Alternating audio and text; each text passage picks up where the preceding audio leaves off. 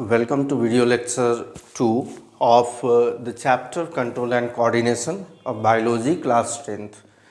पिछले वाले video lecture में हमने बहुत सारी चीज़ों को देखा और जो मैंने कहा था कि नेक्स्ट वीडियो में हम लोग साइनेप्स के बारे में स्टडी करेंगे। तो सबसे पहले यहाँ साइनेप्स की अगर हम लोग बात करें तो है क्या साइनेप्स। तो साइनेप्स में यहाँ देखेंगे कि एक जो डायग्राम है यहाँ पर, ये आपको पता ही है, ये क्या है आपका डेंड्राइट। ये डेंड्राइट है ना, ये पूरा स्ट्रक्चर जो है न्यूरॉन का है। तो ये आपके जो दिखाए गए हैं इस तरह करके, तो ये क्या है, एंटीना जैसा जो दिख रहा है ना, ये डेंड्राइट है।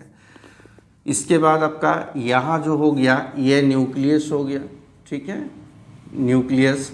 यहाँ पर इस पार्ट को हम लोग सेल बॉडी कहेंगे। सेल बॉडी स्ट्रक्चर हमने पीछे ही देख लिया था। ये आपका एक्सॉन हो गया, ये एक्सॉन, और ये पॉइंट जो है आपका नर्व एंडिंग, ठीक है। साइनेप्स की जब हम लोग बात कर रहे हैं तो साइनेप्स कौन है, यहाँ पर देखिए मैंने कहा था कि हमारा जो नर्वस सिस्टम है, तो नर्वस सिस्टम में जो छोटे छोटे फंडामेंटल यूनिट्स है, स्मॉलेस्ट यूनिट है या फंक्शनल यूनिट है, जैसे कि हमारे पूरे बॉडी में है ना, या फिर आपके घरों में ले लीजिए एग्जांपल, जो कि आपका इलेक्ट्रिक अप्लायंसेस चल रहा है, तो इलेक्ट्रिक जो सर्किट बना है वो कई तारों से मिलकर बना है ना। ये तारों का छोटा छोटा यूनिट होता है। इसी तरह हमारे बॉडी में जो तार हैं जो इलेक्ट्रिक इम्पल्सेस को कैरी करते हैं, उसको तो हम लोग क्या कहते हैं, नर्व्स। तो ये छोटे छोटे पार्टिकल से मिलकर बने होते हैं, जिनको हम लोग क्या कहेंगे, न्यूरॉन कहेंगे। ये क्या है, न्यूरॉन, ठीक है, ये न्यूरॉन है। तो इस न्यूरॉन में इम्पल्सेस किस प्रकार जो है हमारे डिफरेंट सेंस ऑर्गन से या फिर माइंड से डिफरेंट सेंस ऑर्गन तक कैसे इम्पल्सेस ट्रांसमिट होते हैं। तो यहाँ पर आप जो देख रहे हैं, इसके स्ट्रक्चर को हमने पहले ही स्टडी किया। ये जो गैप देख रहे हैं किसके बीच में, तो यहाँ पर है nerve ending of first neuron और यहाँ पर dendrite of second neuron. Nerve ending of first neuron, dendrite of second neuron, इनके बीच में एक गैप होता है। ये बिल्कुल गैप जो होता है ये आपका माइक्रोस्कोपिक होता है, माइक्रोस्कोप से देखा जा सकता है। जैसे यहाँ पर गैप देख रहे हैं ना आप लोग, ये जो पार्टिकल्स है, पार्टिकल्स के बीच में जो गैप है, यहीं पर यहाँ यह हो गया साइनेप्स, ठीक है। तो ये साइनेप्स की क्या भूमिका होती है, क्या योगदान होता है, यहाँ इस चीज़ को हम लोग समझने का प्रयास करेंगे। चलिए देखते हैं। सबसे पहले इस जगह पर हम लोग देखेंगे कि microscopic gap between two neuron. दो न्यूरॉन है, ऐसे असंख्य न्यूरॉन है हमारे बॉडी में इम्पल्सेस को कैरी करने के लिए, है ना। हर जगह पर, हर पार्ट में, बॉडी के हर एक पार्ट में इम्पल्सेस को जाना है ना। तो यहाँ पर ऐसे सैकड़ों, हजारों, लाखों की संख्या में न्यूरॉन है। तो प्रत्येक न्यूरॉन, दो न्यूरॉन के बीच में एक छोटा सा गैप होता है, माइक्रोस्कोपिक गैप होता है, जिसको हम लोग क्या कहेंगे, साइनेप्स, जिसको कहेंगे साइनेप्स, ठीक है। अब साइनेप्स के बारे में थोड़ा पढ़ लिया जाए, इसके रोल क्या है, तो साइनेप्स का क्या भूमिका होता है इस इम्पल्सेस को कैरी करने में। To transmit the electric impulses from one neuron to another neuron. एक न्यूरॉन से दूसरे न्यूरॉन में इलेक्ट्रिक इम्पल्सेस को, चूँकि घरों में जो वायर होता है उसमें क्या होता है, तो वायर में इलेक्ट्रिक करंट दौड़ता है और इसमें इलेक्ट्रिक इम्पल्सेस दौड़ता है, ठीक है। तो यहाँ एक न्यूरॉन से दूसरे न्यूरॉन तक इलेक्ट्रिक इम्पल्सेस को ट्रांसमिट करना, यहाँ से उस न्यूरॉन में, उससे फिर नेक्स्ट न्यूरॉन में ऐसे इलेक्ट्रिक इम्पल्सेस जो है वो क्या होंगे, पास आउट होंगे, ट्रांसमिट होंगे, और ये काम करता है आपका synapse. At a synapse the electric impulses causes the release of chemicals. ये केमिकल्स जो है यहाँ क्यों ज़रूरी है भाई, इस गैप में जैसे मान लीजिए हमने एक वायर लिया और वायर को दूसरे वायर से कनेक्ट करना हो, तो यहाँ पर एक गैप है ना, यहाँ पर एक गैप है, तो क्या इलेक्ट्रिक करंट आगे फ्लो होगा, बिल्कुल नहीं होगा। इलेक्ट्रिक करंट आगे फ्लो नहीं होगा। तो यहाँ इसी प्रकार जब यहाँ नर्व एंडिंग और डेंड्राइट के बीच में जो गैप है, इस गैप में इलेक्ट्रिक इम्पल्सेस को कैसे जंप कराया जाए, कैसे वो जंप करेगा। तो इसके लिए होता क्या है, आप देखेंगे इस पॉइंट पर, यहाँ पर नर्व एंडिंग जो है इस जगह पर इस तरह गोल गोल गोल गोल जो है बॉल के टाइप का बन जाता है, और यहाँ पर डिफरेंट डिफरेंट केमिकल्स तैयार होते हैं। वो केमिकल्स क्या होते हैं, इस गैप को भरने का काम करते हैं। ये केमिकल क्या करते हैं, गैप को भरने का, यानी केमिकल के फॉर्म में, केमिकल के फॉर्म में। यहाँ केमिकल रिलीज क्यों हुआ आगे पढ़ेंगे हम लोग। Nerve ending of one neuron, this chemical cross the synaptic gap, ये केमिकल ही क्रॉस करते हैं, ये केमिकल क्या करते हैं, क्रॉस करते हैं इस गैप को, ठीक है। And reach the dendrite tip, और दूसरे वाले जो न्यूरॉन है, यहाँ पर ये डेंड्राइट टिप है ना, यहाँ पर इस वाले का यहाँ डेंड्राइट टिप है, यहाँ इसका डेंड्राइट टिप है, इस टिप पर ये केमिकल पहुँच जाते हैं, ठीक है। और क्या करते हैं, जनरेट करते हैं न्यू इलेक्ट्रिक इम्पल्सेस, और इसमें फिर से न्यू इलेक्ट्रिक इम्पल्सेस तैयार होता है, जो कि फिर जाएगा ये एक्सॉन के थ्रू, फिर नेक्स्ट न्यूरॉन में जाएगा। अब यहाँ पर देखिए प्रोसेस को यहाँ हमने लिखा है, प्रोसेस जो है वो क्या है, किस प्रकार होता है। सबसे पहले यहाँ पर जो केमिकल है, ये डेंड्राइट में ये केमिकल जंप मार के आया ना, chemical collected at the tip of dendrite, इस डेंड्राइट सेकेंड वाले न्यूरॉन के डेंड्राइट में ये केमिकल कलेक्ट हो गया। अभी केमिकल रिएक्शन होता, बहुत सारा केमिकल आ गया, तो भाई केमिस्ट्री में तो हम लोग पढ़ ही रहे हैं, केमिकल रिएक्शन होता है डिफरेंट डिफरेंट केमिकल्स आने से। तो यहाँ पर केमिकल रिएक्शन होता है, और केमिकल रिएक्शन होने से क्या होता है, आयंस का मूवमेंट, आयंस का मूवमेंट, यानी ये आयन कहीं पर अधिक होंगे, कभी कहीं पर कम होंगे, और कहीं पर अधिक कहीं पर कम, ऐसा होने से क्या होता है, याद कीजिए पोटेंशियल डिफरेंस जनरेट होता है। और पोटेंशियल डिफरेंस क्या करता है, इलेक्ट्रिक करंट को माने फ्लो करने में मदद करता है। वहाँ इलेक्ट्रिक करंट हो गया, यहाँ पर जैसे ही आयंस का मूवमेंट होने शुरू हो गया केमिकल्स के रिएक्शन के फलस्वरूप, तो इलेक्ट्रिक इम्पल्सेस जनरेट हुआ, वहाँ पर इलेक्ट्रिक करंट जनरेट हुआ था, यहाँ इलेक्ट्रिक इम्पल्सेस जनरेट हुआ, और इम्पल्सेस जो है वो सेल बॉडी में चला गया, इसके सेल बॉडी में यहाँ चला गया, सेल बॉडी से फिर impulses travel through axon, axon में चला गया, इम्पल्सेस रीच नर्व एंडिंग, चलिए इसके नर्व एंडिंग में यहाँ पर इम्पल्सेस हमारा आकर जमा हो गया। फिर रिलीज ऑफ केमिकल एट साइनेप, यहाँ पर जो ये आप देख रहे हैं नर्व एंडिंग, फिर यहाँ पर क्या होगा, गोला बनेगा, है ना, इसमें केमिकल्स जमा होगा, क्योंकि यहाँ पर जो दूसरा नर्व एंडिंग बनेगा, नेक्स्ट जो नर्व एंडिंग बनेगा वो क्या होगा, नेक्स्ट नर्व एंडिंग, तो यहाँ पर जो गैप होगा इसको भरने के लिए फिर से यहाँ पर केमिकल रिएक्शन होंगे। तो ये आपका प्रोसेस था किसका, साइनेप्स का, ठीक है। चलिए हम लोग नेक्स्ट स्लाइड में आगे कुछ और बातों को जानेंगे, जैसे कि यहाँ पर देखेंगे हम लोग टाइप्स ऑफ न्यूरॉन्स। तो टाइप्स ऑफ न्यूरॉन में हम लोगों का पहला जो आएगा वो आएगा सेंसरी न्यूरॉन, ठीक है। सेंसरी न्यूरॉन जो कि आपका रिसेप्टर्स के विषय में हमने पढ़ा, उससे रिलेटेड होगा। इसके बाद हमारा मोटर न्यूरॉन जो होगा वो इफेक्टर्स से रिलेटेड होगा, इफेक्टर्स, ठीक है। और तीसरा जो है वो रिले न्यूरॉन है, ये दोनों को कनेक्ट करता है, एक कनेक्ट करने वाला प्लेस होता है ना, वैसे न्यूरॉन जो मोटर और सेंसरी न्यूरॉन को कनेक्ट करता है। चलिए इसको आप लोग जरूर याद रखेंगे कि किस प्रकार के इम्पल्सेस का ट्रांसमिशन होता है। पहला है कि अगर हम लोग सेंसरी न्यूरॉन का बात करेंगे तो transmit impulses from receptors to CNS. अब ये रिसेप्टर्स कहाँ कहाँ हो सकते हैं, सारे के बारे में हमने पढ़ा। फोटो रिसेप्टर है, थर्मो रिसेप्टर है, ऑल्फैक्टरी रिसेप्टर है ना, ये सारे कहाँ होते हैं, सेंस ऑर्गन में। सेंस ऑर्गन कौन कौन है, नोज़ है, आइज है, ईयर है, स्किन है ना, सेंस ऑर्गन। तो यहाँ पर रिसेप्टर्स से जो इम्पल्सेस आएगा, जो रिसेप्टर ने मैंने जो फील किया, जैसे कि मान लीजिए इस एग्जाम्पल में हम लोग समझेंगे अभी देखकर तो ये क्या करता है, जो भी रिसेप्टर है, तो रिसेप्टर ये हाथ है हमारा, है ना, स्किन है इस पर, तो यहाँ से जो इम्पल्सेस को कैरी करना है, इस इम्पल्सेस को कैरी करके कहाँ तक लेने जाना है, सीएनएस तक, है ना, सेंट्रल नर्वस सिस्टम तक, जहाँ ब्रेन और स्पाइनल कोड का योगदान होता है, तो वहाँ तक ले जाना है। तो यहाँ से जो इम्पल्सेस को कैरी कर रहा है वो कौन कर रहा है भाई, सेंसरी न्यूरॉन, है ना, रिसेप्टर्स। इसके बाद मोटर न्यूरॉन। अब जब वो इम्पल्सेस चला गया हमारा ब्रेन तक, है ना, ब्रेन स्पाइनल कोड तक चला गया, वहाँ उस पर डिस्कस हुआ, चर्चा हुआ, किस चीज़ के विषय में सूचना आई, इन्फॉर्मेशन आई, वहाँ टैली किया गया, बहुत सारी क्रियाविधि हुई, लेकिन इन अ शॉर्ट टाइम, बहुत छोटे समय में।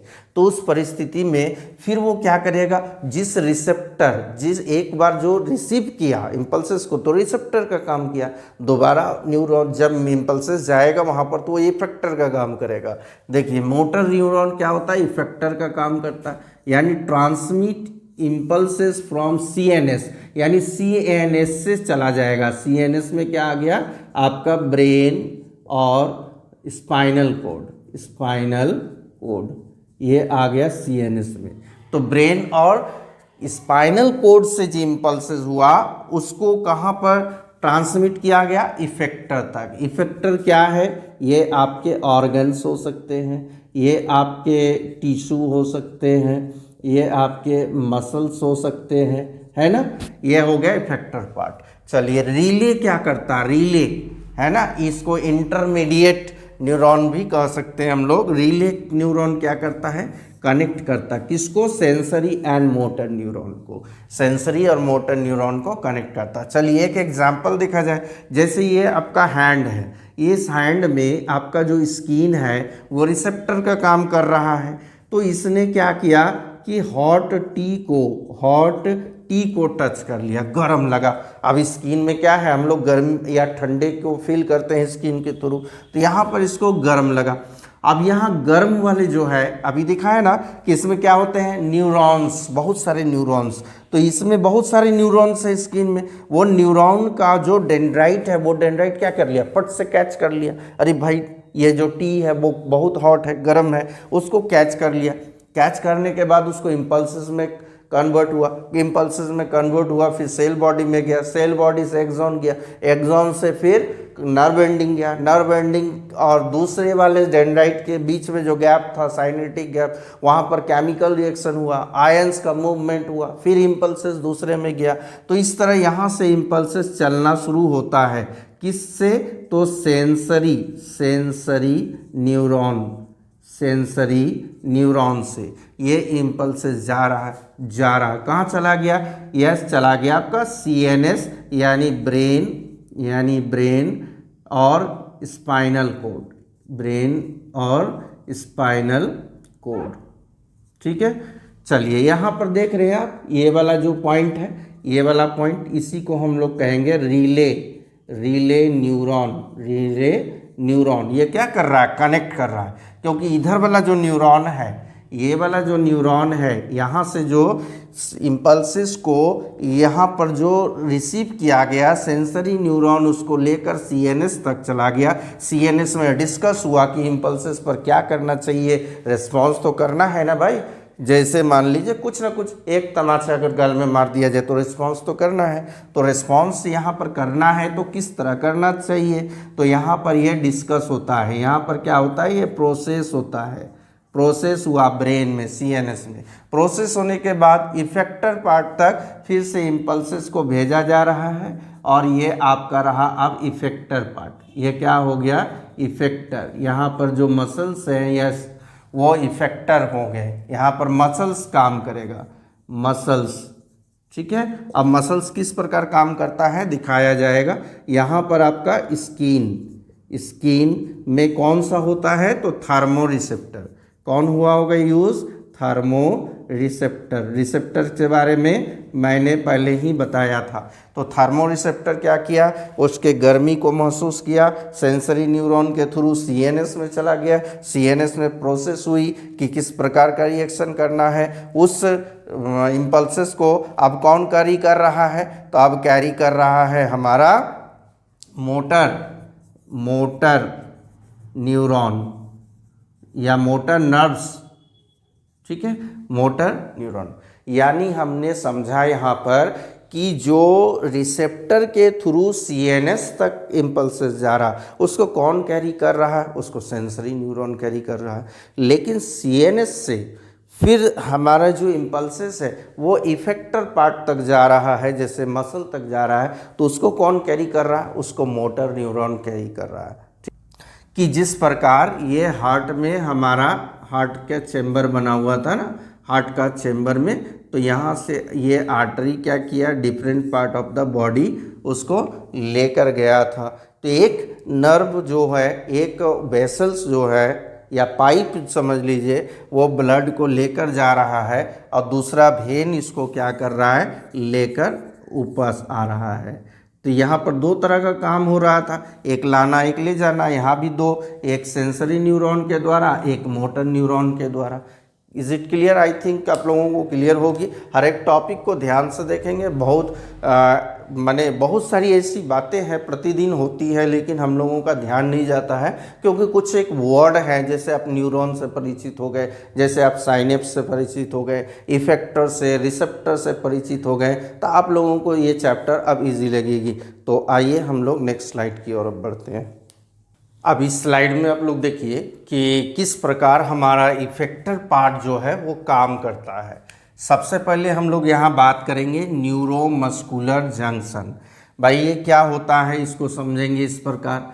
देखिए ये जो यहाँ पर हमारा एक्सोन आया और एक्सोन का ये रहा आपका नर्व एंडिंग, ठीक है। ये नर्व एंडिंग जो है एक हमारे नर्व एंडिंग, ये हमारे मसल, जैसे हाथ का ही मसल हो गया, ठीक है। ये मस्कुलर सेल है, ये आपका मस्कुलर सेल है। तो यहाँ पर नर्व एंडिंग, ये नर्व एंडिंग जो था न्यूरॉन का, ये एक्सोन है और ये है नर्व एंडिंग, और ये आपका मसल फाइबर। तो मसल फाइबर और इसके नर्व एंडिंग के में जो कांटेक्ट होता है, जहाँ पर ये टच हुआ, ये वाला पार्ट है ना, मसल फाइबर और नर्व एंडिंग जो टच हुआ, उसी पॉइंट ऑफ कांटेक्ट को हम लोग न्यूरोमस्कुलर जंक्शन या फिर NMJ भी कहेंगे। तो क्या लिखा है, point of contact between nerve ending and motor neuron. तो ये तो न्यूरॉन है ना भाई, न्यूरॉन तो मोटर न्यूरॉन होगा, क्योंकि इम्पल्स सीएनएस से आ रहा है, सीएनएस से इफेक्टर पार्ट तक आ रहा है, तो मोटर न्यूरॉन है। तो मोटर न्यूरॉन का ending point, nerve ending point and muscle का जो ये पार्ट है जहाँ पर ये दोनों टच कर रहा है एक दूसरे को, इसको कहेंगे न्यूरोमस्कुलर जंक्शन।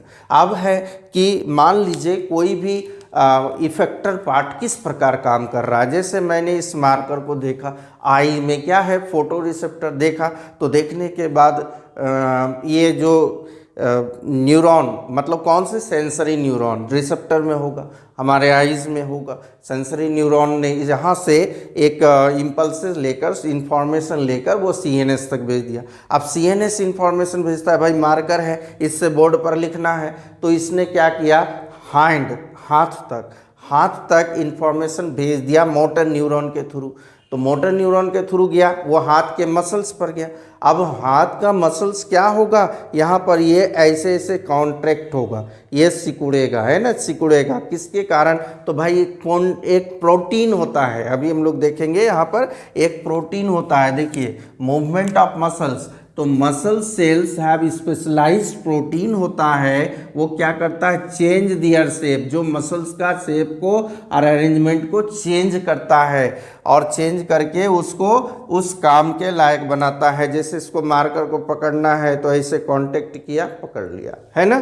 तो यहाँ प्रोटीन होता है, क्या होता है, मसल्स में प्रोटीन होता है स्पेशल टाइप का। जैसे ही वहाँ से इम्पल्सेस सीएनएस से आएगा, वो इम्पल्सेस उस प्रोटीन को एक्टिवेट कर देता है, जिसके कारण ये मसल्स अपना शेप और अरेंजमेंट चेंज करता है। अगर ये बंद है तो खुलेगा और खुला है तो बंद होगा, ठीक है। ये मसल्स जो है move by changing their shape so they are shorten, इसलिए वो शॉर्ट होता है। वो मसल्स क्या होता है, कॉन्ट्रैक्ट एंड रिलैक्स होते रहता है ना, तो इसी प्रोटीन के कारण होता है। ठीक है, तो ये हो गया हमारा कि किस प्रकार हमारा इफेक्टर पार्ट काम करता है। चलिए, अब काम तो करता है, वर्क होता है, एक्शन होता है। ये एक्शन कितने तरह के होते हैं?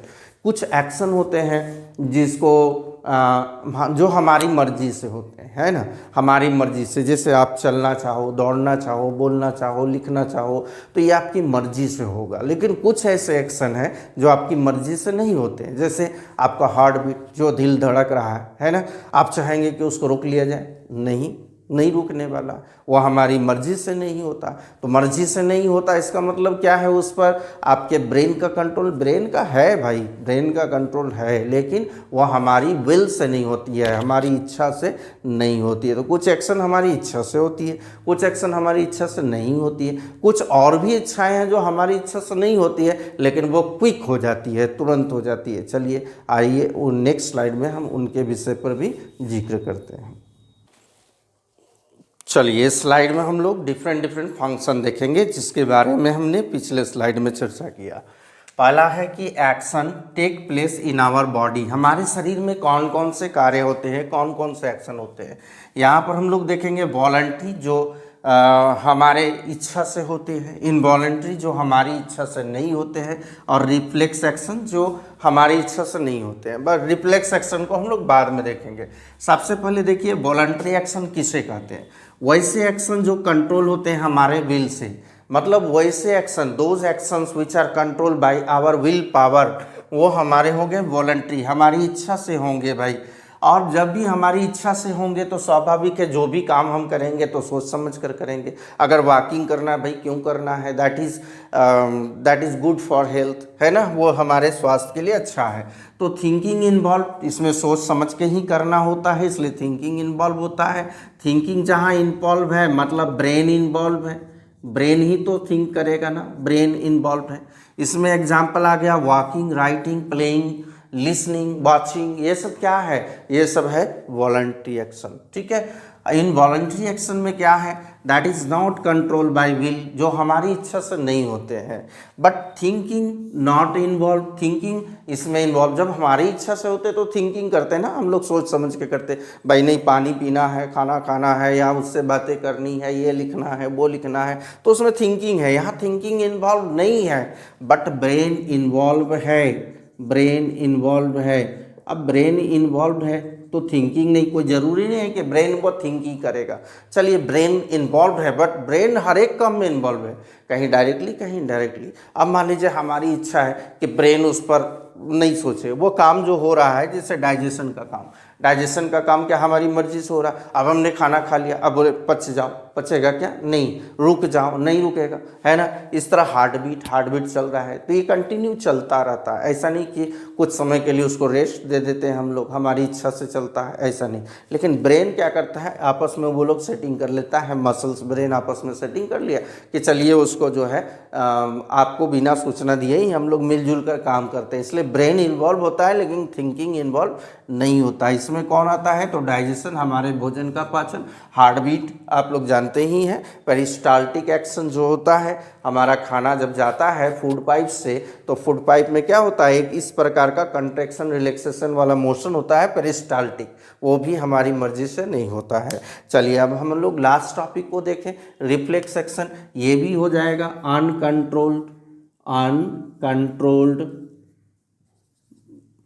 कंट्रोल्ड बाय विल्स, माने हमारी मर्जी से नहीं होता है। थिंकिंग नॉट इन्वॉल्व, इसमें भी इन्वॉल्व नहीं होता है। ब्रेन जो है, इसका मतलब डायरेक्टली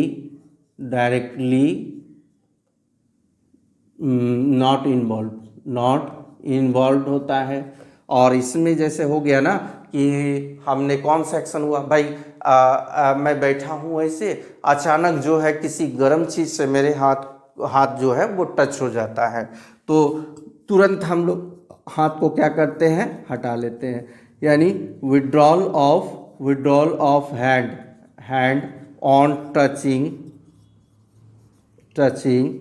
ए हॉट ऑब्जेक्ट, ठीक है, किसी भी हॉट ऑब्जेक्ट को टच किया। ऐसे ही मान लीजिए आपके पैर में किसी चींटी ने काट लिया, तो क्या किया, तुरंत हमने पैर को झाड़ दिया, है ना। किसी ने पीछे से पीठ में सुई चुभो दिया, तो क्या किया, हमने बॉडी को झटक दिया, वहाँ से दूर कर दिया। तो ये रिफ्लेक्स एक्शन है। ये 3 तरह के कार्य हमारे बॉडी में होते हैं। एक हमारी इच्छा से होती है, दूसरी हमारी इच्छा से नहीं होती है, तीसरी भी हमारी इच्छा से नहीं होती है। पहली इच्छा में जो है थिंकिंग है, हम लोग सोच समझ कर काम करते हैं। दूसरा में थिंकिंग इन्वॉल्व नहीं है बट ब्रेन इन्वॉल्व है। तीसरे में जो है वो थिंकिंग भी इन्वॉल्व नहीं है, ब्रेन इन्वॉल्व है बट इनडायरेक्टली इन्वॉल्व है। वो स्पाइनल कोड के द्वारा अधिकतर काम होते हैं। हम लोग नेक्स्ट आगे के जो भी वीडियो लेक्चर आएंगे उसमें हम लोग पढ़ने वाले हैं। तो ये सारे जो है ये आपके एग्जाम में भी बहुत सारे आते हैं, तो आप लोग लिख सकते हैं इसको। डेफिनेशन भी यहाँ से आप तैयार कर सकते हो और डिफरेंसेस भी तैयार कर सकते हो और कंपैरिजन भी तैयार कर सकते हो। तो चलिए हम लोग नेक्स्ट स्लाइड की ओर अब बढ़ते हैं। रिफ्लेक्स एक्शन हमने पढ़ा है, voluntary action, involuntary action and reflex. Voluntary action जो हमारी विल पावर से होते हैं, इनवॉलंटरी जो हमारी विल पावर से नहीं होते हैं, और रिफ्लेक्स एक्शन वो भी हमारी विल पावर से नहीं होते हैं। डिफरेंसेस भी हमने देख लिया कि क्या डिफरेंसेस है। रिफ्लेक्स एक्शन के विषय में यदि हम लोग जाने तो रिफ्लेक्स एक्शन क्या है, तो ये एक क्विक रिस्पॉन्स होता है। क्विक रिस्पॉन्स हम लोग इसे कह सकते हैं, ठीक है, तुरंत होने वाला। और इनवॉलंटरी क्या होता है ना, वो तुरंत नहीं होता है। और ये क्या होता है, बॉडी को किसी भी क्षति से यानी डैमेज से बचाने के लिए होता है, नुकसान से बचाने के लिए। जैसे ए रिफ्लेक्स एक्शन क्या है, इस सडन माने तुरंत होने वाला, क्विक होने वाला। इनवॉलंटरी एक्शन है, ठीक है, ये भी इनवॉलंटरी है। इनवॉलंटरी का मतलब क्या है, जो हमारी थिंकिंग से नहीं होती है, जो हमारी इच्छा से नहीं होती है, तो इनवॉलंटरी है। लेकिन ये क्विक एक्शन है, क्विक एक्शन है जिसमें क्या है, थिंकिंग नॉट इन्वॉल्व, जिसमें सोचना नहीं है।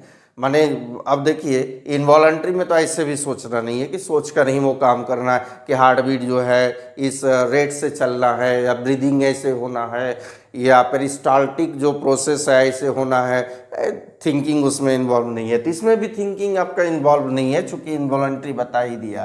And this action is controlled by spinal cord. अभी देखिए एक चीज़ ध्यान रखेंगे, तो हमारा जो बॉडी का मेन पार्ट होता है, the boss of the body is brain, ठीक है, यानी कोई भी इंफॉर्मेशन हो तो ब्रेन तक जाना है।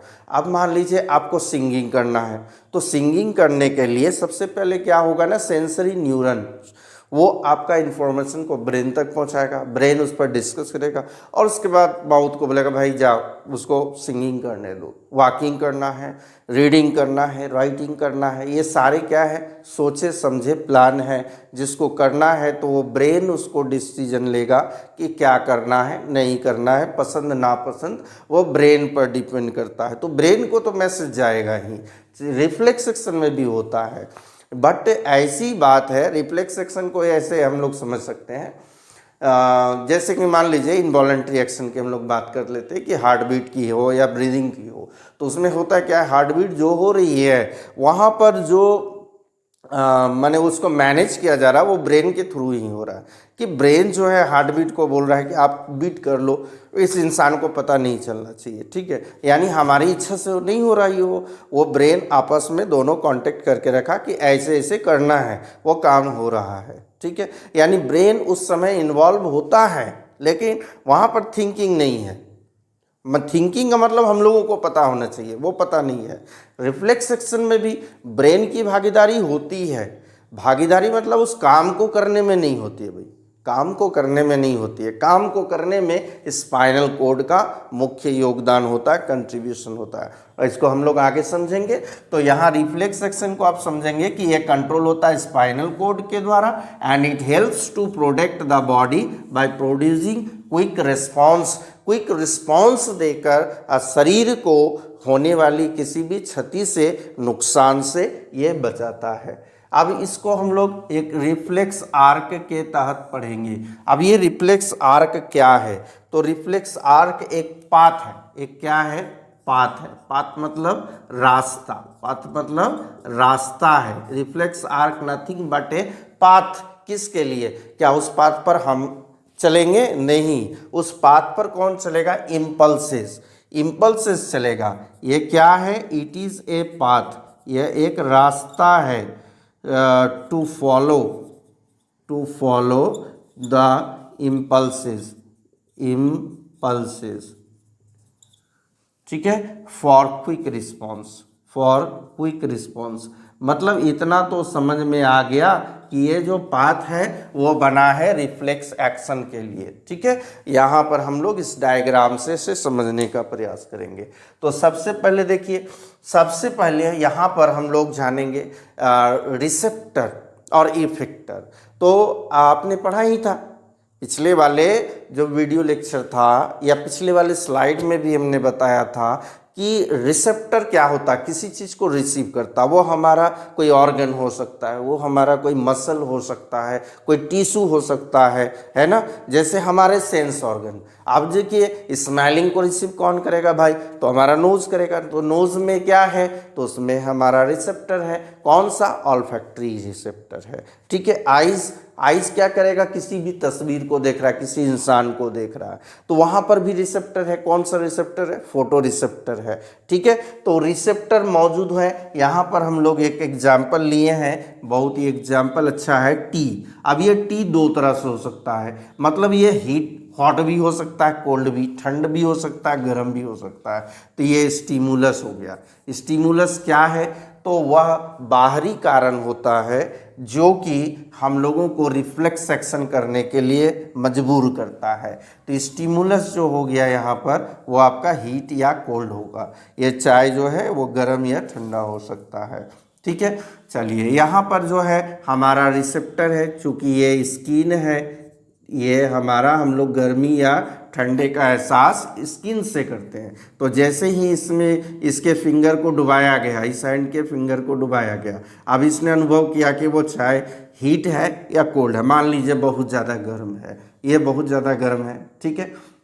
तो इसको क्या करना है, अभी कप को उठाकर चाय को पीना है या नहीं पीना है। तो ये रिसेप्टर क्या किया कि भाई स्किन में मौजूद जो रिसेप्टर है, यानी थर्मो रिसेप्टर है ना, स्किन में थर्मो रिसेप्टर जो हीट और कोल्ड को एक्सपीरियंस करेगा, तो ये क्या करता है, ये थर्मो रिसेप्टर इसको रिसीव कर लिया, स्टिमुलाई जाता है ना, हीट एंड कोल्ड, उसको रिसीव कर लिया। और रिसीव करके देखिए सेंसरी न्यूरॉन के थ्रू इसको ले जा रहा है, इस इम्पल्सेस को, इस स्मॉल इंफॉर्मेशन को, हीट या कोल्ड के इंफॉर्मेशन को सेंसरी न्यूरॉन कैरी कर रहा है, और कैरी कर रहा है, तो कैरी करके कहाँ चला गया भाई, ये वाले स्पाइनल कोड के पास, ठीक है। ये स्पाइनल कोड है जो सीएनएस का, सेंट्रल न्यूरॉन सिस्टम या सेंट्रल नर्वस सिस्टम का पार्ट स्पाइनल कोड जो है वहाँ पर ले गया।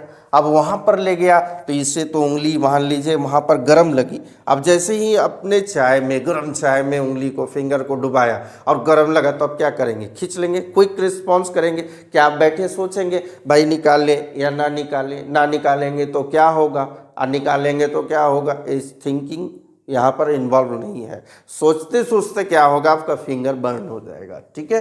तो ये क्या किया, सेंसरी न्यूरॉन, ये जो रिसेप्टर ने इंफॉर्मेशन रिसीव किया उसको लेकर चला गया कहाँ पर, स्पाइनल कोड में। स्पाइनल कोड बोला कि भाई बहुत गर्म है, तो गर्म है तो क्या करना, छोड़ो, ब्रेन को अभी इन्फॉर्म करेंगे हम इस बारे में, ब्रेन के पास अगर इस इंफॉर्मेशन को भेजेंगे तो वक्त लेगा, समय लेगा, सोचने का समय लेगा, तब तक तो कुछ भी घटना घट सकती है। तो हाँ, ये क्या करता है, यहाँ पर आप डॉट लाइन से देख रहे हैं, ये डॉट लाइन, ये है आपका रिले न्यूरॉन। रिले न्यूरॉन क्या करता है, सेंसरी और मोटर न्यूरॉन को कनेक्ट करता है। तो यहाँ पर कनेक्ट हुआ और इसने कहा कि तुरंत जाओ, इंफॉर्मेशन भेज दिया, किसके थ्रू, मोटर न्यूरॉन।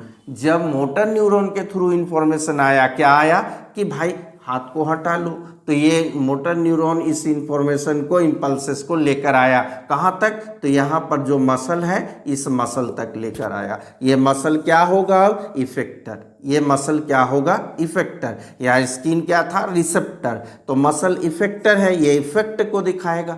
तो ये क्या इफेक्ट को दिखाएगा, मैंने कहा था इसमें स्पेशलाइज्ड प्रोटीन होता है, वो प्रोटीन एक्टिवेट हो जाएगा। एक्टिवेट होगा तो मसल में कंट्रैक्शन होने लगेगा, कंट्रैक्शन होने लगेगा, और ये क्या करेगा, इस शेप बदलेगा, माने ऐसे फिंगर को डुबाया ऐसे कर लेगा, ऐसे डुबाया ऐसे कर लेगा, है ना। तो इफेक्टर यहाँ पर इफेक्टर तक कौन इंफॉर्मेशन लाया, तो motor neuron. Information spinal cord तक कौन लेकर गया, तो सेंसरी न्यूरॉन। अब यहाँ पर हम लोगों ने ये तो देख लिया, ये पार्ट समझ में आ गई। चलिए एक इसमें डायग्राम में दिखाया गया कि इंफॉर्मेशन जो है ये आपका सेंसरी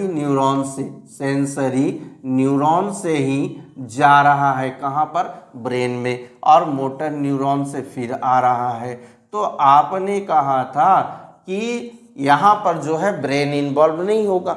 भाई ब्रेन इन्वॉल्व होगा लेकिन लेटर होगा, वो एक्शन हो जाने के बाद, वो काम हो जाने के बाद। जैसे ही आपके फिंगर में चींटी ने काटा या किसी ने सुई को चुभोया तो वो इन्फॉर्मेशन पहले कहाँ चला गया, स्पाइनल कोड में। स्पाइनल कोड वहाँ पर क्विक एक्शन दिखा दिया, क्या बोला कि जाओ तुरंत उस पार्ट को उस जगह से हटा लो ताकि नुकसान ना हो। इसकी इन्फॉर्मेशन बाद में ब्रेन को देंगे हम लोग, देना तो है क्योंकि ये तो head of the boss of the body है ना, उसको तो देना ही है। अब मान लीजिए आपके घर में, फॉर एग्जांपल आपके घर में कोई व्यक्ति आता है, आपके घर में कोई व्यक्ति आता है और वो आपको क्या करता है, दो बातें सुनाता है या मारने के लिए आता है। तो उस समय आप क्या करोगे, उस समय क्या करोगे, फादर का वेट करोगे, पापा का वेट करोगे कि नहीं आने दीजिए, उनको ये बात बतानी है, उनसे पूछेंगे, वो डिसीजन होगा। तो हम लोगों को करना है कि हम लोगों को सॉरी बोल देना है या उसका जवाब देना है। तो उस समय तो नहीं, उस समय आपको जो समझ में आएगा वो एक्शन आप करोगे, सॉरी बोल के भेज देना या फिर उसका रिस्पॉन्स कर लेना, जैसा वो करेगा वैसा आपको करना। तो ये आप कर लें, ठीक है। लेकिन इस बात की सूचना तो जब इवनिंग में पापा आपके आएंगे तो उनको तो देना होगा, उनका तक पहुंचाना होगा, तब वो बोलेंगे कि आपने अच्छा किया या बुरा किया, वो इन्फॉर्मेशन बाद में जाएगा। लेकिन ये रिस्पॉन्स जो करेगा इसके लिए हमारा स्पाइनल कोड जरूरी है। बहुत ऐसे काम हैं जो बॉस पर डिपेंड नहीं करते हैं, हम लोग तत्काल कर लेते हैं, बाद में इन्फॉर्म कर देते हैं। तो यही है आपका रिफ्लेक्स आर्क। रिफ्लेक्स आर्क क्या है, it is only and only a path for क्या है ये, फॉलो द इम्पल्सेस। इम्पल्सेस जो जाएगा, रिफ्लेक्स एक्शन वाला इम्पल्सेस, वो उसको फॉलो करता है उस पाथ को, उसी पाथ को हम लोग कहते हैं रिफ्लेक्स आर्क। तो यहाँ इस प्रोसेस को भी हम लोग समझ लेंगे। देखिए प्रोसेस क्या हुआ, सबसे पहले स्टिमुलाई क्या हुआ भाई, यहाँ पर, यहाँ के संदर्भ में हम लोग लेंगे तो हीट था, ये चाय हीट था, तो हीट था हीट हम लोगों को कुछ करने के लिए दे रहा है ना। जैसे ही हीट हुआ तो तभी तो हमारा ये हाथ हटा, हीट लगा इस पर तभी तो हाथ हटा, मतलब वो किसी चीज़ को करने के लिए मजबूर कर रहा है। तो ये जो है ये एक एक्सटीरियर फैक्टर है हीट, यानी स्टिमुलाई है। स्टिमुलाई को रिसीव किसने किया, थार्मोरिसेप्टर। कहाँ मौजूद था, हमारे स्किन में, ठीक है। थार्मोरिसेप्टर किसके थ्रू इम्पल्सेस को भेजा, इंफॉर्मेशन को भेजा, सेंसरी न्यूरॉन के थ्रू, ठीक है, सेंसरी न्यूरॉन के थ्रू। सेंसरी न्यूरॉन उस इंफॉर्मेशन को कहाँ लेकर गया, ब्रेन के पास, स्पाइनल कॉर्ड के पास लेके गया, वो भी तो सीएनएस का एक पार्ट है। तो स्पाइनल कॉर्ड के पास गया, स्पाइनल कॉर्ड तुरंत उस पर विचार किया, मैंने विचार भी किया एकदम क्विक एक्शन के लिए स्पाइनल कॉर्ड, और देर से एक्शन करने के लिए ब्रेन है। तो ये क्विक एक्शन करेगा, स्पाइनल कॉर्ड तुरंत एक मैसेज भेजा कि चाहो तो उस पार्ट को तुरंत हटाना है। तो मोटर न्यूरॉन के थ्रू इंफॉर्मेशन आया, इस सेंसरी न्यूरॉन के थ्रू इंफॉर्मेशन स्पाइनल कॉर्ड से जा रहा है, मोटर न्यूरॉन के थ्रू कहाँ चला गया, इफेक्टर में। ये इफेक्टर क्या है, हमारा मसल है, हमारे हाथ के मसल से, ठीक है। और ये मसल्स क्या किया, कॉन्ट्रैक्ट होकर अपना रिस्पॉन्स दिखा दिया, वहाँ से अपने उस पार्ट को हटा लिया। तो यही ये जो पाथ बन रहा है, ये जो रास्ता बन रहा है, इसी पाथ को हम लोग कहेंगे रिफ्लेक्स आर्क। तो क्लियर हो गया रिफ्लेक्स आर्क हमारा यहाँ पर पूरा। अब हम लोग आगे के प्रोसेस को देखते हैं नेक्स्ट स्लाइड में। Reflex arc and reflex action से रिलेटेड लास्ट टॉपिक। चलिए नोट यहाँ पर देखेंगे कि रिफ्लेक्स आर्क जो है वो फॉर्म होता है मेनली इन स्पाइनल कॉर्ड। अभी हमने देखा ब्रेन जो है वो पार्ट है इसका, बट लेटर ये जो पूरा करनी धरनी है, जो करना है, मतलब जो इंफॉर्मेशन रिसीव करना है और उसका क्विक रिस्पॉन्स देना है, वो जिम्मेदारी स्पाइनल कॉर्ड की होती है, ठीक है। Reflex arcs are more beneficial, ये हमारे लिए बहुत ही जरूरी है। अभी तो कहा था ना कि reflex actions are those necessary actions which prevent us from damaging our body. तो यहाँ पर they give rest to the brain, पहले तो इन्होंने ब्रेन को यानी फादर को, पापा को आराम दिया। आराम दिया क्या मतलब, उसको टेंशन नहीं देना भाई, अभी सोचना नहीं है आपको बैठ के, हम लोग इसना निपट लेंगे, ठीक है। तो यहाँ पर they give rest to the brain for complex process, brain में जो प्रोसेस होता है वो कॉम्प्लेक्स होता है, काफ़ी सोच विचार के बाद वो प्रोसेस होता है, तो इसको रेस्ट दे दिया है ना। बाद में ऐसा तो नहीं, काम तो कर लिया ना भाई, ब्रेन को बाद में इन्फॉर्म कर देना कि इस तरह हमने काम को किया, ठीक है। अलाउ एन इंस्टेंट मतलब quick response through spinal cord, spinal cord है इसलिए क्विक रेस्पॉन्स होता, अदरवाइज अगर ब्रेन होता तो क्या होता, हमारी फिंगर चाय में डूबी होती और फिंगर जल रहा होता, हम भी ब्रेन को इन्फॉर्म देते, ब्रेन किसी और काम में एंगेज होता, ठीक है, सोच रहे हैं क्या करना है, तब तक तो आपका फिंगर स्वाहा हो जाता ना। तो यहाँ पर स्पाइनल कोड इसको निपट दिया क्विक रिस्पॉन्स देकर, साथ में रिड्यूस रिस्पॉन्स टाइमिंग। अभी क्या बताया कि अगर ब्रेन तक जाता तो कॉम्प्लेक्स प्रोसेस होती है, take a long time, then हमारा ये जो स्पाइनल कोड है वो क्विक रिस्पॉन्स देकर समय की बचत कर दिया, है ना। तो किसके लिए है, तो रिफ्लेक्स एक्शन के लिए। एक बार मैं फिर से क्लियर कर देता हूं कि इनवॉलंटरी और रिफ्लेक्स एक्शन दोनों किस प्रकार सेम है या डिफरेंट है। देखिए, वैसे एक्शन जो हमारी मर्जी से नहीं होते, हमारे विल से नहीं होते हैं, वो होते हैं इनवॉलंटरी, ठीक है। जैसे दिल का धड़कना, है ना, ब्लड प्रेशर या ब्लड का पंपिंग होना, या फिर पेरिस्टाल्टिक जो मूवमेंट होती है, या भोजन का डाइजेशन होना, ये सब क्या है, हमारी मर्जी से नहीं होती, वो खुद ब खुद अपने एडजस्ट है, इंटरनल वो होता है। तो चलिए, जो हार्ट बीट है वो तो कंटिन्यू होगा, वो तो ऐसा नहीं कि कोई हुआ भी और बंद हो गया, है ना, और उससे हमारे शरीर को क्या नुकसान होता भाई।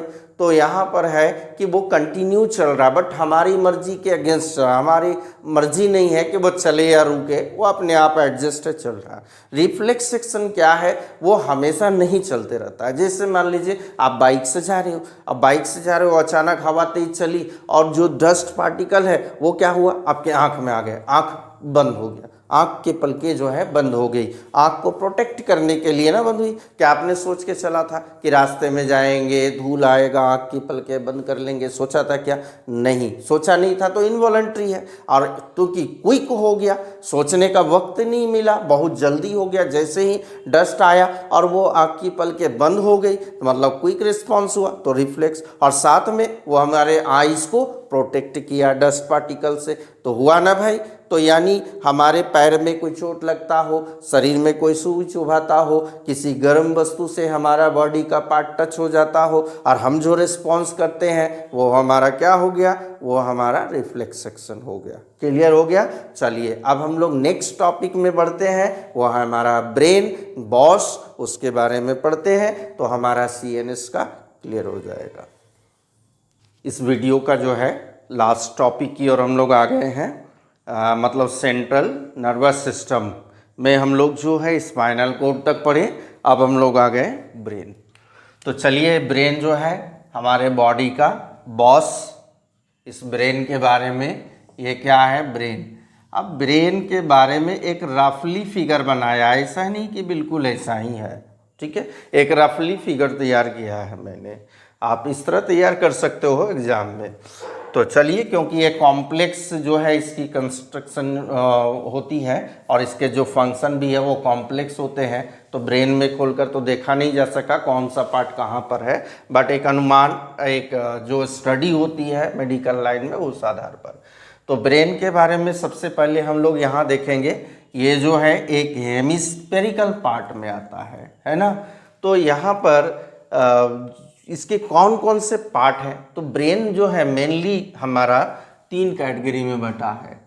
पहला है फोर ब्रेन, पहला फोर ब्रेन, सेकेंड है हमारा mid brain, mid brain, third है हमारा हाइंड ब्रेन, हाइंड ब्रेन, ठीक है, ये 3 पार्ट में। अब देखिए ब्रेन का ये जो पार्ट है यहाँ पर, ये 4 है ना, सामने है, तो ये फोर ब्रेन हो गया, ये क्या हो गया, फोर ब्रेन। और फोर ब्रेन जो है इसके बारे में याद रखेंगे कि फोर ब्रेन जो है सबसे लार्जेस्ट पार्ट है ब्रेन का, ठीक है। इस देखिए यहाँ फिगर में भी देख सकते हैं, सबसे बड़ा एरिया को इसने कवर किया, फोर ब्रेन। इसका मतलब काम भी इसका अधिक होगा। क्या काम है आगे हम लोग देखेंगे, पहले पार्ट को समझ ले कौन सा है। तो फोर ब्रेन हो गया आपका ये पूरा पार्ट फोर ब्रेन, यहाँ से देख रहे हैं ये पूरा पार्ट फोर ब्रेन है। तो फोर ब्रेन में भाई क्या है, तो सेरिब्रम। सेरिब्रम का एग्जैक्ट लोकेशन तो क्या है, बट यहीं पर कहीं आपका यहाँ पर सेरिब्रम है, ठीक है, इस जगह पर सेरिब्रम है। सारे के फंक्शन हम लोग देखेंगे आगे। इसके बाद हमारा फोर ब्रेन में जो पार्ट है हमारा कौन कौन सा है, तो सेरिब्रम है और हाइपोथैलेमस। आपके एनसीईआरटी में ही दिया है हाइपोथैलेमस। तो चलिए यहाँ पर देखा जाए, ये आपका सेरिब्रम हो गया और हाइपोथैलेमस यहाँ पर आप देख रहे हो, मतलब ये भी जो है एक फोर ब्रेन का ही पार्ट है, हाइपोथैलेमस। ये दोनों का काम भी हम लोग देखेंगे क्या है। तो पहला पार्ट जो है फोर ब्रेन में क्या है आपका, सेरिब्रम और हाइपोथैलेमस। दूसरा हमारा है मिड ब्रेन। वैसा कोई काम नहीं है, बट मिड ब्रेन का काम क्या है कि ये आपका जो ये पार्ट देख रहे हो, ये पार्ट है ना, ये पार्ट जो देख रहे हो, ये पार्ट को क्या करता है, वो हाइंड ब्रेन से जोड़ता है। उसको क्या कर रहा है, हाइंड ब्रेन से जोड़ रहा है। तो ये हाइंड ब्रेन से फोर ब्रेन को हाइंड ब्रेन से कनेक्ट करने वाला बीच का कड़ी होता है, ठीक है, हाइंड ब्रेन से जोड़ने वाला। अब रहा कि हमारा सवाल कि यहाँ पर जो है ये जो पार्ट है ये सेरिबलम किसका पार्ट है, तो भाई ये तो पूरा पार्ट जो जोड़ा है ये फोर ब्रेन है, नीचे वाला पार्ट हाइंड ब्रेन हो गया, हाइंड ब्रेन ये हो गया फोर ब्रेन, ये हो गया यहाँ पर आपका जो है ये पार्ट हो जाएगा मिड ब्रेन, और इसके नीचे इस पार्ट में जो है आपका हाइंड ब्रेन एकदम पीछे है, छिपा हुआ पार्ट है हाइंड ब्रेन। और फिर यहाँ से जो निकल गया ये स्पाइनल कोड हो गया, ठीक है। तो चलिए यहाँ पर देखा जाए कि हमारा जो हाइंड ब्रेन है उसमें कौन कौन से पार्ट है, पोन्स है, मेडुला है, सेरिबलम। हाइंड ब्रेन पीछे का पार्ट है, तो ये जो देख रहे हैं ये फ्लावर जैसा दिख रहा है ना, ये जो पार्ट है फ्लावर जैसा, ये आपका सेरिबलम है, ठीक है, हाइंड ब्रेन का पार्ट है। अब यहाँ पर पोन्स कौन सा है, तो पोन्स देखिए ये जो पार्ट आ रहा है, ये जो उभरा हुआ है यहाँ पर, ये आपका पोन्स है। पोन्स का क्या काम है, सेरिबलम का क्या काम है, सब हम लोग पढ़ेंगे अभी ब्रेन के तहत। खाली स्ट्रक्चर को समझना है कि कौन कहाँ है, एग्जैक्ट लोकेशन तो नहीं है, बट एक अनुमान लगाया गया। मेडुला ऑब्लेंगेटा या मेडुला भी बोल सकते हो, तो ये उभार वाले पार्ट को पोन्स बोला। इसके नीचे थोड़ा सा आ जाइए, यहाँ पर ये जो पार्ट है ये आपका मेडुला का हो गया, और इसके नीचे जो ये वायर जैसा निकल रहा है ये आपका स्पाइनल कोड हो गया। चलिए ये क्लियर हो गया, ये पूरा पार्ट आपका हाइंड ब्रेन, ये फोर ब्रेन, यहाँ पर आपका मिड ब्रेन का ये छोटा पार्ट ये कनेक्ट करेगा, और ये आपका जो यहाँ से यहाँ पार्ट आ रहा है वो आपका हो रहा है हाइंड ब्रेन। अब सबके फंक्शन को एक एक करके देख लिया जाए। सबसे पहले फोर ब्रेन कहा मैंने लार्जेस्ट पार्ट है, इसका पार्ट यदि हम लोग देखेंगे कि कौन कौन से पार्ट है और उसका फंक्शन क्या है, यही तो हम लोगों को देखनी है ना, कौन कौन सा पार्ट है और उसका फंक्शन क्या है। तो चलिए यहाँ पर देखेंगे हम लोग कि मेन थिंकिंग पार्ट है, मतलब हम लोग जो कुछ भी करते हैं मीन्स वॉलंटरी एक्शन। आप यदि बोल रहे हो, स्पीच दे रहे हो, लिख रहे हो, पढ़ रहे हो, साइकिल चला रहे हो, बाइक चला रहे हो, है ना, किसी से झगड़ा कर रहे हो, तो वो सारा क्या है, थिंकिंग करके होता है, सोच विचार करके होता है। तो वो सोचने का जो वर्क है, थिंकिंग का जो वर्क है, वो आपका यही फोर ब्रेन वाला पार्ट है। तो इसमें कंसिस्ट होता है सेरिब्रम एंड हाइपोथैलेमस। तो सेरिब्रम, ये सेरिब्रम का ही काम है थिंकिंग, सेरिब्रम का ही काम है थिंकिंग। ये जो पार्ट है ना, यहीं पर थिंकिंग का प्रोसेस होता है, सब कुछ प्लान वगैरह सब बनता है, कैसे किसको नुकसान पहुंचाना है, किसको बेनिफिट देना है, कैसे पढ़ाई करनी है ना, कैसे एग्जाम देना है, कैसे याद करना है। तो ये सारा थिंकिंग पार्ट आपका सेरिब्रम का है। दूसरा हाइपोथैलेमस, हाइपोथैलेमस जो है, मैंने इस पार्ट को दिखाया हाइपोथैलेमस। इसका काम क्या होता है भाई, तो हमें जो भूख लगती है, हंगर, और जो थ्रस्ट, प्यास, भूख प्यास की जो अनुभूति आपकी होती है कि अभी प्यास लगी है, पानी पीना है, या भूख लग गई है, भोजन करना है, तो इसको रियलाइज कराता है। इसी का काम है, किसका है, हाइपोथैलेमस का काम है थ्रस्ट एंड हंगर को रियलाइज करा देना। ठीक है। अब है हियरिंग। हियरिंग माने सुनना, तो सुनना भाई सोच समझ कर सुनेंगे। मेमोरी, याद करना, है ना। इसके अलावा रीजनिंग, स्पीच, थिंकिंग वाला जितना है, आपके इमोशन, इमोशन का मतलब होता है ना, किसी को देखा रोते हुए तो हमें भी रोने की इच्छा की, कोई खुश है तो हमें भी, हमारे में भी खुशी आती है, तो दैट इज इमोशन जो जुड़ा है। इमोशन वाला जो हमारा आता है, इमोशन आ गया, जैसे वो रो रहा है तो हमें भी रोने की इच्छा हुई, या हम लोग रो रहे हैं तो किसके कारण वो रो रहे हैं, तो ये इमोशन कौन क्रिएट किया, तो यही पार्ट किया, कौन, cerebrum. And all voluntary action, जितने भी हमारी मर्जी से काम होते हैं, जैसे हम लोग भाग रहे हैं, दौड़ रहे हैं, लिख रहे हैं, उठ रहे हैं, सो रहे हैं, तो ये सारे काम कौन करता है, तो ये सारे काम फोरब्रेन के सेरिब्रम का काम है, और साथ में केवल भूख और प्यास हाइपोथैलेमस। चलिए मिड ब्रेन का काम अगर हम लोग देखेंगे, ये पार्ट का काम देखेंगे, तो ये मिड ब्रेन का एक ही काम याद रखेंगे कि ये कनेक्ट करता है फोर ब्रेन और हाइंड ब्रेन को, और साथ में कुछ इनवॉलंटरी एक्शन को भी करता है, कुछ इनवॉलंटरी, लेकिन फंक्शन उतना पूछा नहीं जाता है एग्जाम में, तो आप लोग लिखेंगे इसका मेन फंक्शन है फोर ब्रेन और हाइंड ब्रेन को जोड़ना। ठीक है। चलिए नेक्स्ट आते हैं हम लोग हाइंड ब्रेन की ओर बढ़ते हैं। तो हाइंड ब्रेन मतलब ये वाला part hind brain. Hind brain में क्या है भाई, पोन्स। पोन्स का क्या काम है, तो रेगुलेट करता है आपके ब्रीदिंग रेट को और स्लीपिंग साइकिल को। आप जैसे रात में सोते हो, ठीक है, सुबह उठ जाते हो, एक तो होता है किसी को आदत नहीं है भाई, अलार्म है, अलार्म लगा दिया, मम्मी चिल्ला रही है, वो कान में नहीं जा रहा है ना, स्लीपिंग साइकिल। बट सो रहे हो तो कभी ना कभी तो आप उठोगे, एक साइकिल मेंटेन हो गया कि मुझे 8 घंटा सोना है, मैंने 10 बजे रात सोया मान लीजिए, और सुबह हम लोग 5 बजे उठते हैं, तो 5 बजे उठने का 1-2 दिन अलार्म लगाया, 1-2 दिन को इसी ने उठा दिया, लेकिन प्रतिदिन आपकी नींद उसी समय खुल जाएगी। तो वो स्लीपिंग साइकिल जो मेंटेन होता है वो काम होता है फोन्स के द्वारा। और जो हमारा ब्रीदिंग रेट है कि हम लोग भाग रहे हैं, दौड़ रहे हैं, कोई वर्क करते हैं, मेहनत वाला काम करते हैं, ब्रीदिंग रेट बढ़ जाता है, या नॉर्मली ब्रीदिंग रेट नॉर्मल होता है, तो ये रेट को जो रेगुलेट करने का काम है वो पॉन्स का है। पॉन्स यहाँ पर है। मेडुला, मेडुला उसी के नीचे का पार्ट है। इसका काम क्या है, ये हमारे इनवॉलंटरी एक्शन को कंट्रोल करता है। इनवॉलंटरी एक्शन जैसे हमारा ब्लड प्रेशर, जैसे मान लीजिए आपने किसी चीज़, आपके सामने कोई अच्छा भोजन, टेस्टी भोजन, आपका फेवरेट भोजन लाया गया, तो क्या हुआ, लार निकलता है। लार का मतलब स्लाइवेशन हो गया, तो स्लाइवेशन, वो जो लार है आपने तो सोच कर नहीं निकाला था भाई, वो तो खुद ब खुद निकाला, तो दैट इज़ नॉट वॉलंटरी, वो इनवॉलंटरी है।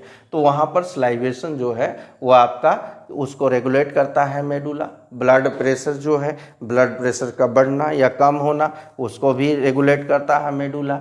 इसके अलावा हमारा हार्ट बीट है, हार्ट बीट, वॉमिटिंग है ना, वॉमिटिंग भी कोई चाहता तो नहीं है कि वॉमिटिंग करे, या वॉमिटिंग हो रहा है तो उसको रोक ले खुद ब खुद, ऐसा तो हमारा वो क्या है, वॉलंटरी हो जाएगा ना, फिर हमारे चाहने से होगा। तो salivation, vomiting, blood pressure, heart beat, ये सारे काम मेडुला परफॉर्म करता है। इसके अलावा हमारा जो सेरिब्लम है, ये पार्ट जो फ्लावर लाइक पार्ट देख रहे हैं आप लोग, तो ये इसका काम क्या है, तो ये प्रिसीजन करता है वॉलंटरी एक्शन को। भाई चलना, वॉकिंग, अब चलना है हम लोगों को या दौड़ना है, तो दौड़ना है तो हम लोग चलेंगे कैसे, तो चल सकते हैं, तो जैसे मान लीजिए आप लड़खड़ा के चल रहे हो ना, पैर दोनों टेढ़ा रखे हो और अब चल रहे हो, तो उसको एक पोस्चर मेंटेन कर देना कि आपको चलना ऐसे है, या बैठना ऐसे है, या आपको पेन को पकड़ कर ऐसे लिखना है ना, तो वो चीज़ मेंटेन करता है सेरिब्लम। मतलब वॉलंटरी एक्शन को कौन परफॉर्म कर रहा है, तो फोर ब्रेन, लेकिन कैसे करना है वो डिसीजन दे देता है कौन, सेरिब्लम। तो ये प्रिसीजन ऑफ वॉलंटरी एक्शन हो तो कैसे हो, लिखना है तो कैसे लिखना है, बोलना है तो कैसे बोलना है, तो वो प्रिसीजन करता है हमारा सेरिब्लम। साथ में ये मेंटेन करता है बॉडी पोस्चर को। मैंने कहा था कि किस प्रकार बैठना है, लेटना है, है ना, चलना है, दौड़ना है वो, और बैलेंस बनाए रखना। आप यदि खड़े हो, आप यदि बैठे हो, तो आपका बॉडी का जो बैलेंस है वो बनाए रखना। कि हम लोग दौड़ रहे हैं, आप दौड़ते दौड़ते तो गिर सकते हैं ना, बैलेंस तो मेंटेन करके रखा जा सकता है, तभी हम लोग नहीं गिरेंगे। तो बैलेंस को कौन मेंटेन करेगा? तो हमारा सेरिबेलम। ठीक है, क्लियर हो गया ये ब्रेन का पार्ट। ये फंक्शन आता है आपके एमसीक्यू के बहुत सारे सवाल प्रीवियस ईयर्स में आए हुए हैं, आप देख सकते हो। तो ये सारे फंक्शन याद कर लोगे, डायग्राम कोई ज़रूरी नहीं है, डायग्राम केवल रफली आप बात बनाकर याद कर सकते हो। तो चलिए इस ब्रेन के बारे में एक लास्ट टॉपिक देखेंगे हम लोग, कि ब्रेन को आखिर प्रोटेक्ट कौन करता है, कैसे प्रोटेक्शन होती है, स्पाइनल कॉर्ड की प्रोटेक्शन कैसे होती है। प्रोटेक्शन ऑफ ब्रेन, ब्रेन के विषय में हमने पढ़ लिया भाई, इतना काम करता है। और चूँकि काफ़ी सॉफ्ट है, काफ़ी नाजुक है, तो इसको बचाना भी है। तो इसको बचाव किस प्रकार होता है, सुरक्षा इसकी कैसे होती है। पहला हम लोग देखिए cranium part of skull. Skull क्या है? ये पूरा पार्ट, ये जो पूरा पार्ट है, फेस वाला पार्ट यहाँ तक, ये पूरा स्कल है। ठीक है, ये स्कल है। तो स्केल का जो है क्रेनियम पार्ट का मतलब यहाँ से ये वाला पार्ट जो है, ये जो पार्ट है ये आपका क्रेनियल पार्ट है। तो क्रेनियल पार्ट ऑफ स्कल ये प्रोटेक्ट करता है। साथ में इसमें तीन जो है वो पतले पतले मेम्ब्रेन या 3 लेयर वाले पतले मेम्ब्रेन होते हैं, जिनको मेनिंजाइटिस भी बोला जाता है। यहाँ पर आप देखोगे कि यहाँ पर जैसे एक लेयर हो गया, यहाँ 2 लेयर हो गया, इधर से भी लेयर हो गया, ताकि इसको प्रोटेक्ट रखा जा सके। 3 कवर, जैसे इसका मसल्स है ना कवर, तो ये कई लेयर से बना हुआ है, तो यहाँ पर 3 लेयर से ये भी कवर है। साथ में हम लोग CSF को देखेंगे, CSF फोर्स वाला, इसका क्या है? तो सेरिब्रो स्पाइनल फ्लूइड, एक तरह का लिक्विड होता है। यहाँ पर क्या होता है? एक तरह का लिक्विड होता है। ये लिक्विड क्या करता है? ब्रेन को किसी भी, जैसे यहाँ पर ठोका गया तो इस शॉक, जो शॉक लगा है ना, चोट लगा, शॉक लगा, उस शॉक को ऑब्जर्व कर लेता है। जैसे मान लीजिए आपने किसी गुब्बारे में पानी भरा हो, तो उस गुब्बारे में एक जगह शॉक दीजिए, तो वो शॉक क्या होता है? वो जो फोर्स होता है वो बढ़ जाता है ना सब जगह, एक पार्टिकुलर पार्ट पर तो नहीं पड़ता है। तो ये क्या करता है? जैसे ही कोई शॉक लगता है तो उसको तुरंत पूरे में फैला देता है। तो फोर्स को या प्रेशर को जब फैला देते हैं तो क्या होता है ना, वहाँ पर कम दबाव पड़ता है और नुकसान कम होता है। यह हो गया। साथ में हम लोग देखेंगे स्पाइनल कोड, इसका भी योगदान था। CNS का एक इम्पॉर्टेंट पार्ट है, रिफ्लेक्स एक्शन के साथ साथ वॉलंटरी एक्शन को भी कंट्रोल कर रहा था। तो यहाँ प्रोटेक्शन इसके लिए क्या है? वर्टिब्रल कॉलम, मैंने कहा था ना backbone, backbone is not spinal cord. तो जो बैकबोन है, पीछे जो स्पाइनल कोड को कवर किए हुए हैं, है ना, इस तरह आपका स्पाइनल कोड यहाँ पर गया है कहीं ना, और इसको जो है इस तरह करके कवर किया गया है।